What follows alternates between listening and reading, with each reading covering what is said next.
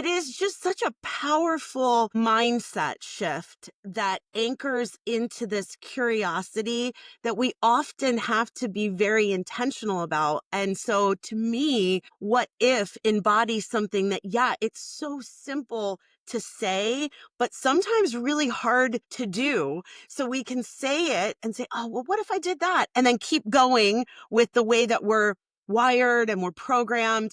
But when we take the time to really pause and say, what if? And it can take so many forms of maybe it's what if I just ask a question that I wasn't going to ask? Or what if I had a conversation that I was afraid to have? Or what if I just tried something I've never done? What's the worst thing that can happen? And what's the best thing that can happen? And so there's a lot of intentionality behind something that is such a simple thing that we all say to ourselves. Electricast. Welcome to Season 4 of Transforming 45. I'm your host, Lisa Boat, and this season we're stepping fully into our power. The heat, the hormones, the heartbreak, the healing. This is Midlife, raw and redefined. Each episode, you'll hear stories of humans who are rewriting the rules, reclaiming their bodies, their desires, their voices. This is where we stop shrinking, start shining, and remember who the hell we are. Because midlife isn't a crisis, it's an awakening. Let's get transforming 45. Hello, and welcome to this week's episode of Transforming 45.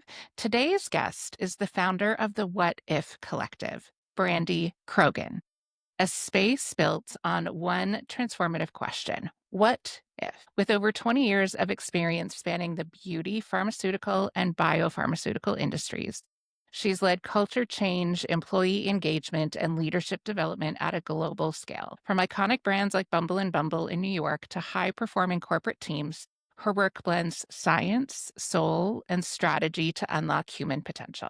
Brandi, I am so glad that you are here today. Welcome to the show. Thank you, Lisa. It is a pleasure to be here, an honor, and I'm so excited for this conversation. All right, so we are going to start with that big question of what if. Is it so powerful, especially at this time, this midlife time of deep transition? So tell us about what it is that brought you to what if. Wow, when I think about that question, and when we say it out loud, it's something that we say a lot and we hear a lot. And since I've started the What If Collective and really branding my consulting, branding the What If mindset and the curriculum that goes around that for the teams, but it goes so far beyond that to me because it is a question we reflect in ourselves, and it is just such a powerful mindset shift that anchors into this curiosity that we often have to be very intentional about. And so to me,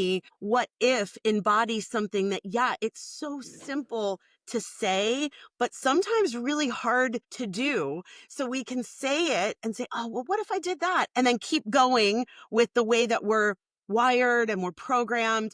But when we take the time to really pause and say, what if? Or what if I just tried something I've never done? What's the worst thing that can happen? And what's the best thing that can happen?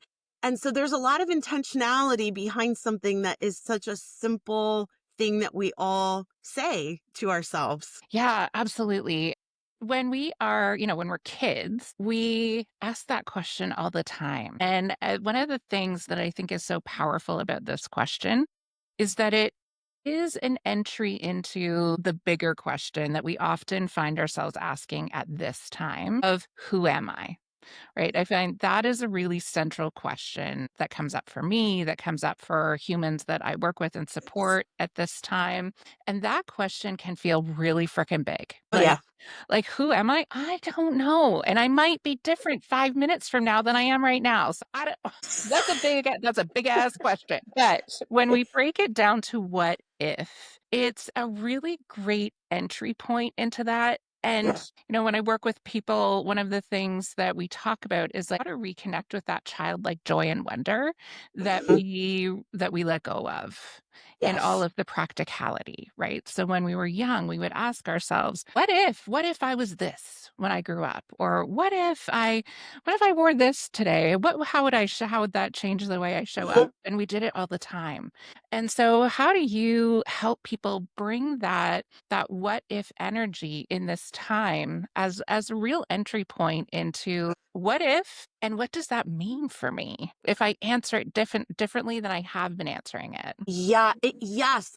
And it's so true. And one of the things that I talk about as I talk with people, as I talk with leaders in organizations, but also, Lisa, just like these conversations that I have with my friends and I have with other women, and I've done a lot of work in my corporate life. I was doing a lot of work in diversity, equity, inclusion, belonging. And one of the things that it grew really close to my heart as a woman is this passion for this sense of belonging and connection.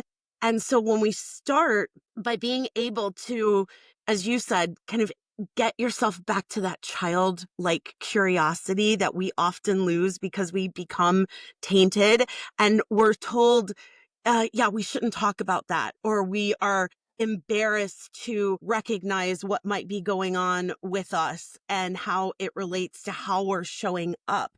And so for what if, I really challenge people to anchor into that. Remember when you were a kid, exactly what you were saying. And there was no fear about saying, hey, what if we go ride our bikes and then you just go? You don't think 10 steps ahead about all the things that could go wrong like we do as adults. And so when we bring it back to where we are in our lives, even just a simple conversation I've had with other women about, hey, this is how I'm feeling. What if we just talk about it?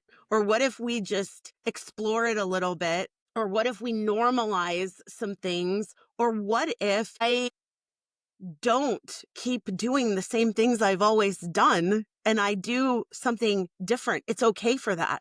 And just making that space. So to me, it just is that entry point, but it blows up after that. Yeah, it really does. So, in my previous existence, I also did a lot of work with my school board's diversity, equity, and inclusion team. Mhm. And I'm saying those words very slowly, intentionally, because it is like those words have become bad words. And it's so challenging to me in having been in that work and doing that work and knowing what it feels like when you make a real connection with someone. So Uh-huh. my role was as a multilingualism facilitator and multilingualism advocate. So as we record, it is the day after the Super Bowl. And the multilingualism activist in Yeah. me is lit up because going back to that childlike wonder, so, one of my very favorite moments in the work that I would do is going into a classroom, especially a kindergarten classroom, where there is a kiddo who speaks Russian, Spanish, whatever language it might be. And they are in a world that is surrounding them in English. And I would sit down with them with this app that we used to use called Unite for Literacy.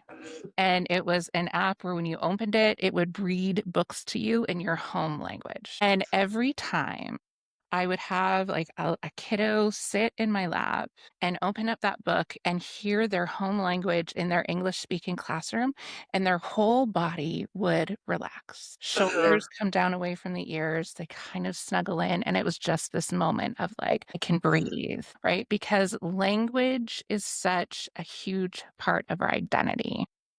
And when you were talking about, our nervous systems get lit up. So I think about all these people who are having this reaction to a discomfort. Uh-huh. And that is a nervous system response that doesn't have meaning until we give it meaning. And when we do that, that's when we create judgment. But this question of what if helps us get into that space of what if I was in a place where I spoke another language and my nervous system was overactive? How would it feel to see myself? Right? Yeah. What if I was able to just sit in someone else's shoes?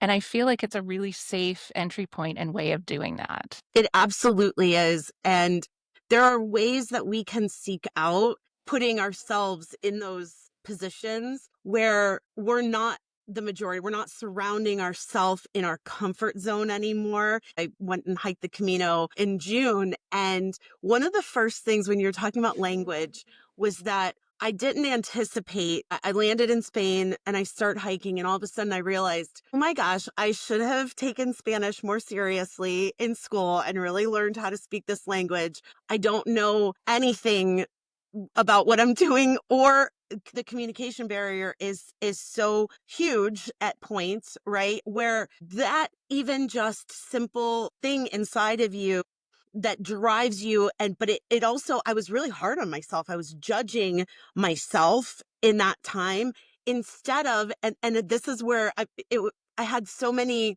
little light bulb moments along the way, like that I would have never anticipated. I mean, I thought I was going on a pilgrim walk and I was going to clear my head, but then these little moments that came up around the intentionality of, okay, Brandi, pull yourself into the moment, and it's about connecting with another human being. And there's many ways to do that, but I could have held on to that judgment and really beat myself up and not let myself just be open to, okay, you know what?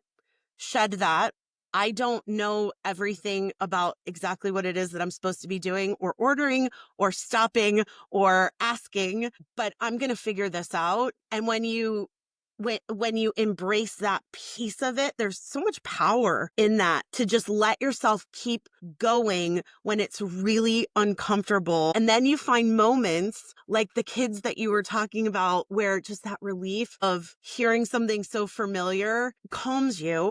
And it's just this really powerful circle if we allow ourselves to embrace it instead of either shutting down or fighting against it. That is making me think about the connection to this midlife transition, because in many ways, it feels like entering into a new culture that doesn't feel comfortable. Yes, it Like, does. it does. It feels like, am I still speaking the same language? There are these really significant shifts that happen that can cause us to go into that fight, flight, freeze, fawn response, right? Mm-hmm. Which is what's happening when we are presented with something that is uncomfortable. And so I'm wondering, when you're working with a community, how can you help translate that into a way that makes it a space where we can start to get comfortable in this new culture we find ourselves in? Gosh. Yeah, to me, I always come back to showing up authentically, right? Can I show up as my authentic self in a way that is true to my core values, true to what I carry, and really be curious about other people's experiences and other people's journeys, because not only does it make us feel like we're not alone in navigating it, but it also allows that newness, like you said, of the space that we're entering. It almost feels like we're entering a different, like a different world, exactly how you said. And if we have the comfort of, you know what, I can show up authentically, I can make space for other people to do the same and have this psychological safety, right? That's a term that many of us are now familiar with, but it's so very powerful. So there's so many of these words, we say authenticity or vulnerability, psychological safety, and there are these words, but there's so much actual data behind that concept of how people show up together. And when you're given the opportunity to build trust with another human being, share an experience and be open to that, oh my gosh, we can start to navigate this new world and be brave and ask questions that we may have felt like were taboo, or find out if it's happening to anybody else, and then talk about it a little bit and get some ways to navigate together. I mean, to me, it's just really, it's about creating that space really authentically. And I don't, because it can be done just in a manufactured way where it's said but not done. And that backfires all the time. People show up into spaces, or you get with a group of people and you might want to start talking, and on the surface, all the boxes are checked. But when you really get down into it, we didn't take the time to create the space And that's where real change happens and real transformation to all of us as humans. So whether we're in the workplace or out of the workplace, it doesn't matter if we're having that intentionality around. So, as we know that menopause and the perimenopause experience really has an impact on many humans in the workplace. What are some strategies you have seen be effective? And like I know the menopause conversation in the workplace isn't happening everywhere. It isn't happening all the time. I bear no illusions around that. When we think about what are the cultural change strategies that you have seen really work, what do you think would be effective in bringing the menopause conversation even more centrally into the workplace to create that space that is, yes, we might use menopause as the entry into that, but when we make this kind of cultural shift, it actually is it is supportive for everyone. It really is, and in the work I've seen in the corporate setting, both being a participant internally and then coming out and doing consultant and being an external participant in it and then seeing it from a different perspective. The one thing I've seen time and time and time again is that when there's that recognition with both men and women, so sometimes even with women, I'm not there yet, right? I'm not in perimenopause yet. I'm not in menopause yet. Or for men, well, what does that have to do with me? That's the first instinct. But we all know somebody that's in perimenopause or menopause, male or female. We all have sisters and mothers and friends. And so there is connection in all of our lives to what this is, and having these bigger conversations in society, which I've seen ramp up in the past couple of years. It's like this incredible light, like this is the first generation that's bringing this out to the table to talk about in this really, really big way. And what the connection that starts being made is, it's just like with anything else, we all have somebody in our life that is affected by this transition, and it's not as uncomplicated as it was always made out to be. Well, you're just going through this and then you'll come out on the other side of it. You're not really supposed to talk about it. There is just this whole new world of conversation. And so the things that I've seen really work well are just allowing the curiosity, the space for people to say, even though I might not be going through it, whether I'm male or female, how can I show up to understand somebody else's experience and have it be comfortable for all of us? I've had executive women, we've had private conversations. Oh my gosh, I can't tell you how many times I'm sitting in a Teams meeting and I'll act like I'm going to just take a Kleenex and act like I'm going to blow my nose or just cough, but it's really just to wipe the sweat off of my face. And I hate to do that in secret, right? And so I've seen even in companies, right, where there is just space for whatever reason. Maybe it's some mental symptom, or maybe it's something else. And it's okay to just say, hey, I need a moment. I'll be right back, for whatever reason it is. And that's okay.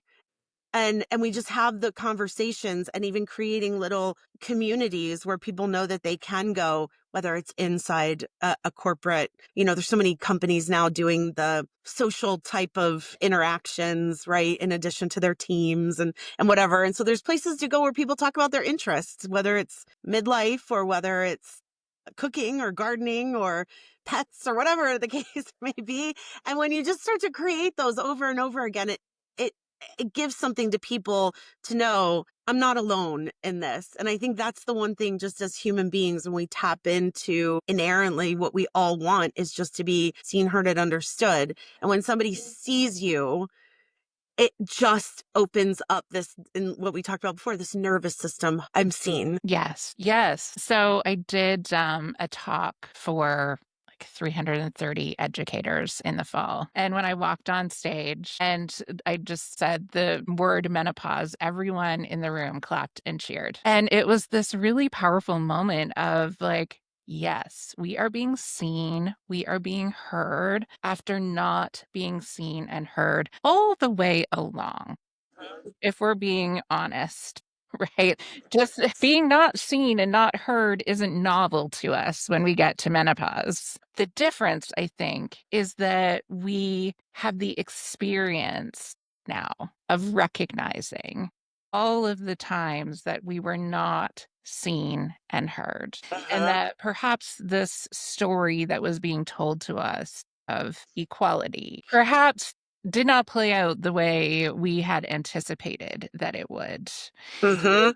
And was this being seen and heard is so key and so important. And it's important for everyone in an organization, in a friend group, in a family to see and have this understanding, because it's taking me back to what we were talking earlier about, like, this really is like stepping into a new culture that feels very different. And I'm curious about Mhm. how you personally are experiencing that. There's so many layers to it. And now that I'm in this part of my life, I mean, I think about my mom and my aunts, right? And other women in my life that as I was younger and they were going through this, it was like I didn't remember my mom ever vocalizing really anything. Or sometimes my mom or grandmother would be referencing, oh, you're just going through the change of life. Like that's what you're going through. It was just that generational thing of what was said. And then now there's so many parts of my life where I think even more broadly as women, and I know that I'm a recovering perfectionist. So it's out there.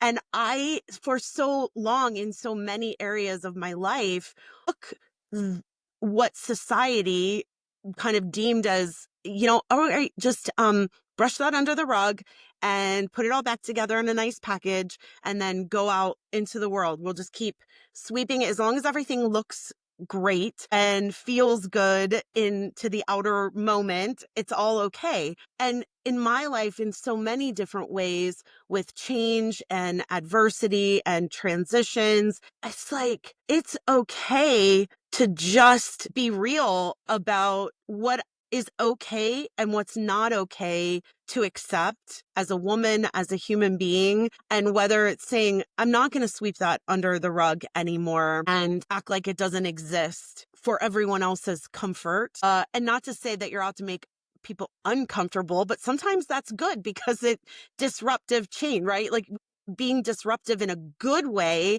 that can elevate people is good. Wanna So make the good trouble. It's the you want good to make trouble. you want to make the good disruption. And sometimes that's just being brave enough to start a conversation with even close friends. There's a group of about 5 of us that have known each other since about 2nd grade. And so we've grown up together and had families and in and out, right? Your life just kind of shifts. And I remember about a year and a half ago, we were on one of my friends. She lives on a lake and they have a little boat, and we went out in the evening and all the men kind of gravitate to one side of the boat and then the women are on the other side. And we start talking about menopause. And there were things that my good friends that I've known since 2nd grade, we started talking about where I'm like, I had no idea that that happened to you. And she's like, oh, gosh, I haven't had my period in years. Like that happened to me like overnight, done and done. And then another one was like, I don't know. I think I'm going to have a partial hysterectomy next. And I'm like, oh my gosh, like what? We never talk about this. And here we are in a boat. And then I think there was a little bit of glimpse, like the men were like, oh, okay, we're going to stay right up here. What are you guys talking? I thought we were coming out here to have some wine and sunset. And here you all are. But for whatever reason, it led into that conversation. I just remember sitting thinking, I've known these women since 2nd grade. And this is the first time that we've all been super candid. And look how far we are into this transition in our life. And yet we've never said a word to each other or very little until just this moment. And that struck me Yeah. right there, right? And I thought, oh my gosh, look how easy we're good friends, and look how easy it was for us to talk about this. But it's like that with anybody. I mean, I know when you and I first met, it was like you meet somebody and you just connect to them on something that is a commonality between you. Yeah. Yeah, and that's one of the I mean, one of the great joys of my life now is that I hop on the internet, meet strangers, and start talking about super personal things. It's all I do now, so sometimes I forget that that's not the reality, and I think what you were saying really is key to some of these, like, cultural changes that we're experiencing, because as I was listening to you and thinking through this, like, lens that you've sort of brought forward for me about this being a real cultural shift, is that for a long time, I identified with being the youngest, Mm, yes. right? I was an only child, so I was by far the youngest in many of the rooms that I was in. I had a group of friends who I was by far the youngest when I started my career. I remember walking up, like, in my first month of teaching, and I took these kids on a field trip, and I walked up to the bus, and the bus driver was like, "You can get on when your teacher arrives." I was like, "That's I me. I'm the teacher." And being the youngest in the staff room and being that, like, and my identity being so wrapped up in that of being the youngest and what that means and the attention that it brings. And then, our culture reflecting that back to us is that being young and youthful is what is valuable and interesting and exciting about you. And so that was an anchor in my personality. And now I sometimes am the oldest person in the room. And I talked about this on another episode where I was with a yoga instructor. So I live very close to a university. And my yoga studio during this time of year is full of university students, which is awesome. I love that. But it also really confronts to me that I am the oldest person in this room, and getting my head around, like, what does that mean for me? And how am I shifting and evolving now into that piece, which I think is some of the really powerful and important work that this conversation has the potential to do. And we're getting pretty good at talking about the physical elements of it. But even more important than the physical elements of what's happening is the underneath, like the deep emotional, spiritual evolution that is happening at the same time. So, like you said, with your friends, it's taken this long to really get to, and again, like we're talking about the physical things that are happening, but underneath all of that really is this who am I and what if, which brings us back to that question of what if now I actually tune into all of those feelings and emotions and identity shifts and changes that I'm experiencing. And instead of fighting against them, let myself appreciate them and this space that this is bringing us to. Absolutely. I love that you just said that because it's about your mindset. I love the concept of how you show up influences what shows up for you. And so it's that energy that you're bringing out into the world and how it's going to show back up for you. And so when we come from a place of fear, or we come from a place of intimidation, or a place of I need to stay silent, then that's what's going to come back. Like that's what we're attracting and that's what we're going to get. And if we come from this place of what if I can embrace the things that I have to do differently. So yes, it's funny that you said you were the youngest. I also experienced that. I remember being like a 22-year-old college grad and I get this pharmaceutical sales job out of nowhere. And I was always the youngest person, right? And then I would go out and just let's go for a run for 6 miles on the treadmill, or let's just go for a 10-mile run on the trail, right? And now what if I'm embracing the fact that no, that isn't me. That's not what defines me. I'm not going to do those things anymore. What this space, and you mentioned doing that like yoga and meditation, or I'm taking care of my body in a different way to nurture and to cultivate my mindset into having that confidence to show up in a different way and be okay with the fact that things are going to look different or feel different, or I'm going to do the recovery ride on the Peloton instead of the big massive hit ride. I don't know, right? But and I'm okay with that. But in your mind, you let your mind go and tell stories. So this is just the story I'm telling myself, but it affects my mindset. And can I stop telling that story and be grounded in the reality of what's okay for me? And sometimes there's even among friends or among colleagues, this like competition of, oh, I better keep up. Or they're younger, I better know how to do this. And sometimes it's okay to just say, you know what? I'm going to hang back or I'm going to do it this way.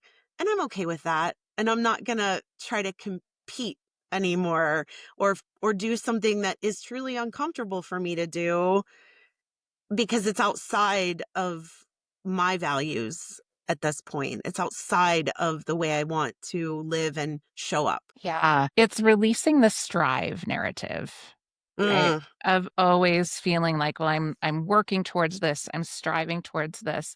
One of the things I've really had to work with is it's a slower pace of life and it's okay. Our generation, our call to success was how busy you are oh, and yeah. not having a moment to catch your breath. And that like every conversation, that's how, oh, I'm so busy. I'm not.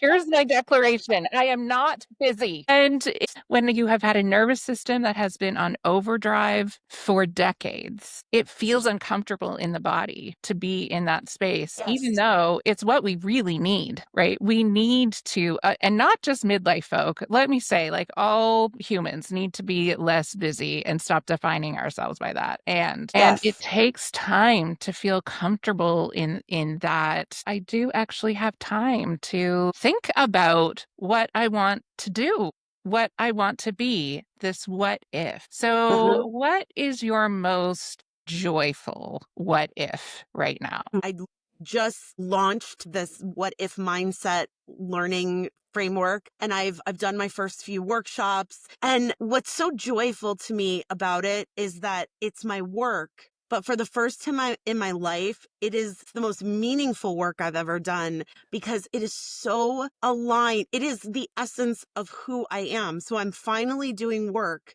for the first time in my life that is the essence of me. It reflects who I am as a mother, as a friend, as a daughter, all these things of at its core, just creating space for people to show up and have this moment of connection and authenticity and just kind of a metamorphosis of their of thinking of what, how do I carry this? And this isn't, there's so many things in the world where it's like, oh, do something new, learn something new, here's a new this, a new that. And to me, what if mindset and the consultancy, the what if collective, it's just the work is about simply showing up as who you are. It's not something new that's out there. It's more like you're already doing that. We're already doing this instinctively. We start, but then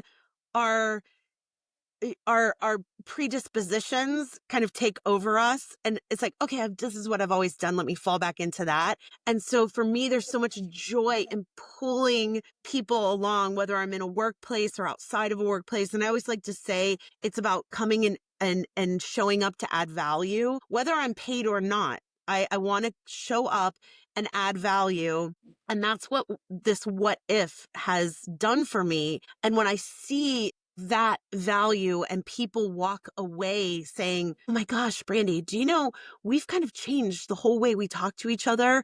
And we'll say, okay, stop. What if we do this, this, this? But it sparks something bigger than just exploring other options. It just sparks a way of thinking. And that joy for me, and I've done it with my kids too, the way I talk to my kids, right? So what if we just sit down and we whatever it is that we're doing, right? Whatever, it can be translated. But I see that when I have that shift personally and professionally, there's just so much joy that comes with that. And I'm looking forward to where the journey's going to go, other things that can happen along the way to just cultivate it and cultivate that mindset in anybody. And I love that. I love the spark that I see and the joy that I see in other people when I do the work. Yeah, that's powerful. And it makes me think about, so much of perimenopause, menopause, midlife is framed as being this really hard, arduous time. And what I love about the what if spark is what if this actually gets to be the very best part? Yes. What if and there's like I will never deny that the physical and emotional transition that happens at this time is challenging. And we know that multiple realities can exist at the same time. So that is going to be happening in service of what if this gets to be the very best part? What if I now get Yes. to show up entirely as myself instead of twisting and turning myself into all of the characters other people expect me to be? And I actually get to do this part of life in a way that Yes. feels good for me instead of in a way that feels good for other people. Oh my gosh. I mean, Lisa, I love the words that you use because it literally is twisting and turning the inside of who we are for Uh-huh. somebody else. My son wanted to go to Target yesterday. He's running to the back and I got stopped in the book section and there was a book and it was something to the effect of the body knows, like it's about the body The body keeps the remembering score.